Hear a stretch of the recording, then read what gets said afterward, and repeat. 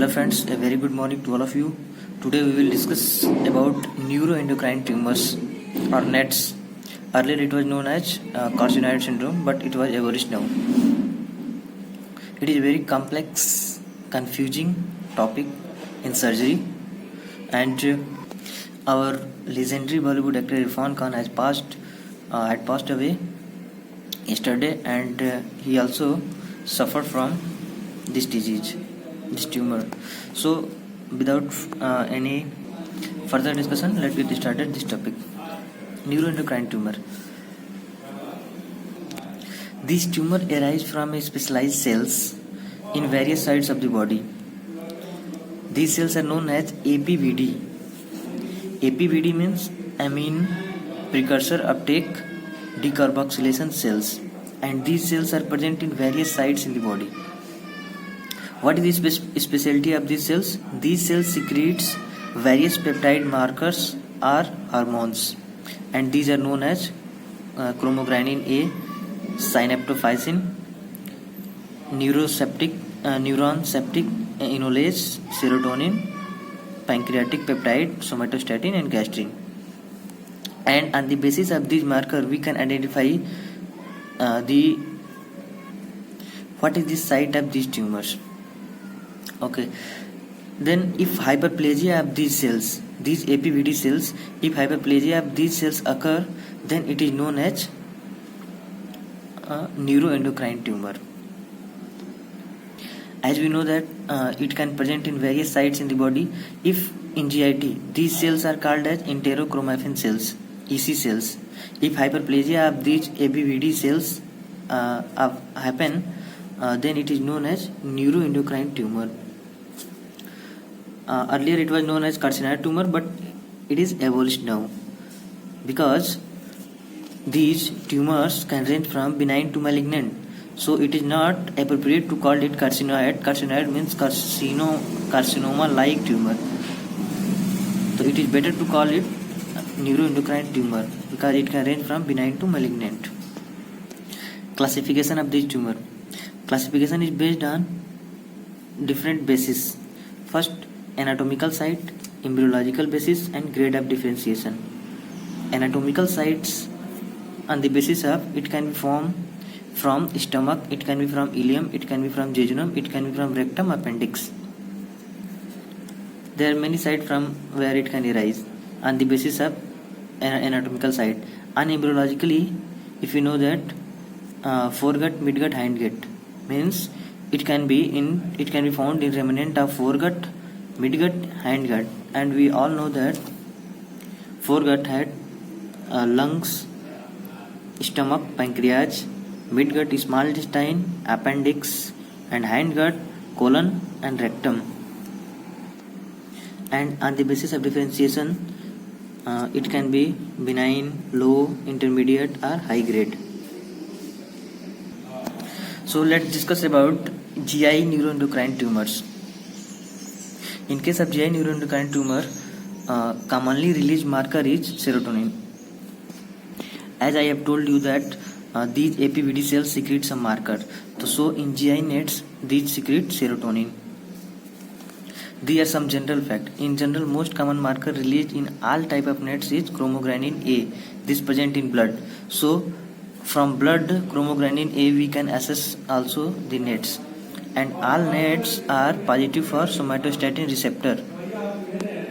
So in investigation, we study about somatostatin receptor scintigraphy. Okay, so serotonin is released from GI NETs, then it goes to liver via portal veins. There it can metabolize and it converted in 5-HIAA, means 5-hydroxyindolistic acid, and this 5-HIAA is eliminated from body through urine. So we can assess it from urine examination also. Here this is normal. Up to this everything normal, but problem occur when these GI NETs, if it gets malignant to liver, means without going through IVC portal vein, into liver, it can directly metastasize to liver and it can secrete serotonin into the bloodstream. Means it directly secrete serotonin in bloodstream, and due to this many consequences will occur, and this is known as carcinoid syndrome. Then it is important to note here that carcinoid syndrome is not occur generally in GI nets. It occur only if this GI nets get metastasized to liver. Now we discuss about site of nets in GI. Stomach, it can present in percentage of 9, duodenum 4%, ileum and jejunum is 42%, appendix 8%, colon 4%, rectum 27%.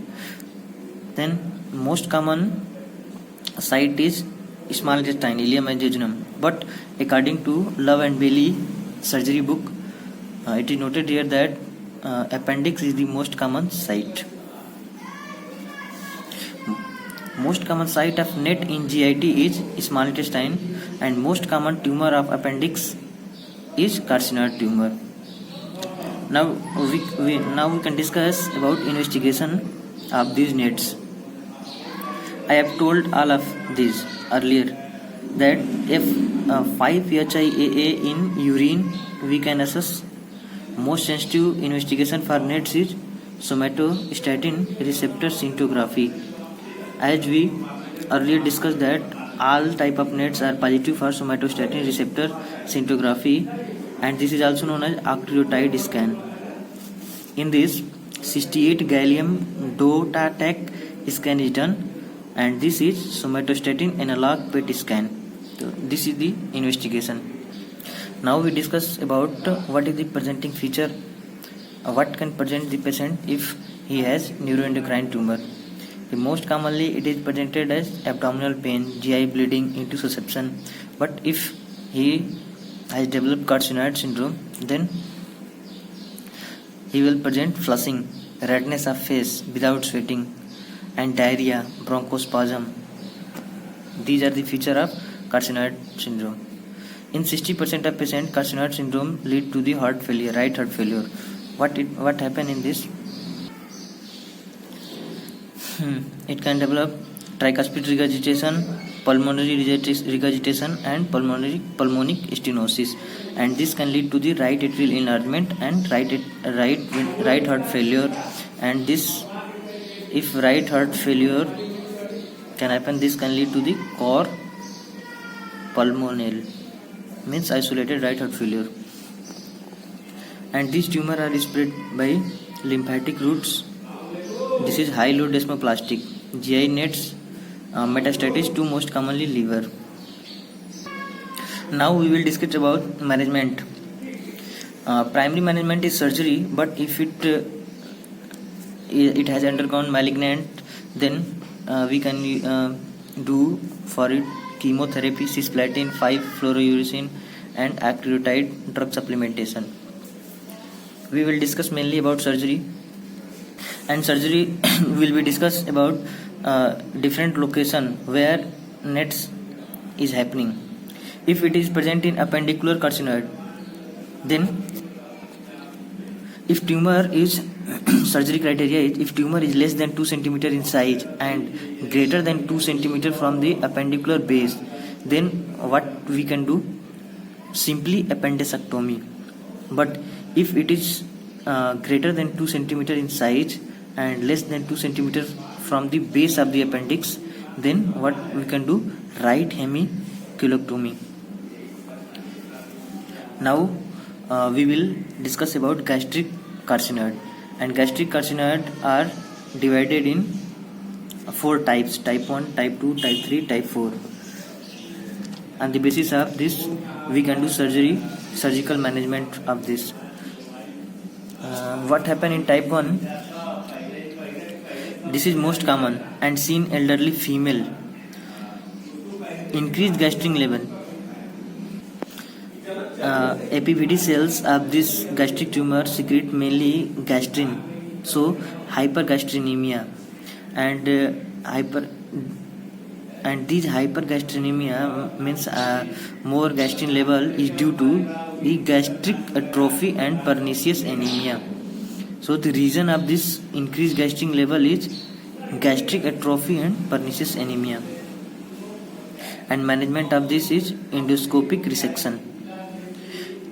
And the question arises, when we perform enterectomy in type 1 patients, then indication for enterectomy in type 1 patient if tumor is greater than 1 centimeter in size and infiltration in the walls, and these tumors are in greater than in 6 numbers, then only we will do enterectomy. Now discuss about type 2 gastric carcinoid. This also has increased gastrin level, and this is due to the MEN1 syndrome. Management of this is same as type 1, means endoscopic resection. Type 3, this is sporadic and mainly present with solitary, and in this gastrin level is normal, presented with upper GI hemorrhage, and if tumor is greater than 2 cm in size and liver metastasis is common in this. What is the management of this? Management is gastrectomy, and for liver lesion, if it has metastasized to liver, then chemoembolization is done in this. Type 4,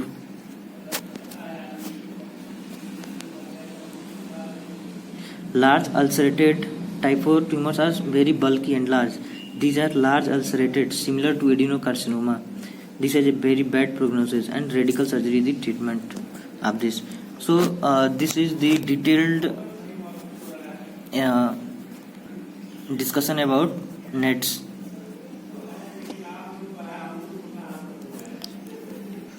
I hope you will understand, and if you like this video, then like this video and subscribe also our channel. Okay, thank you guys.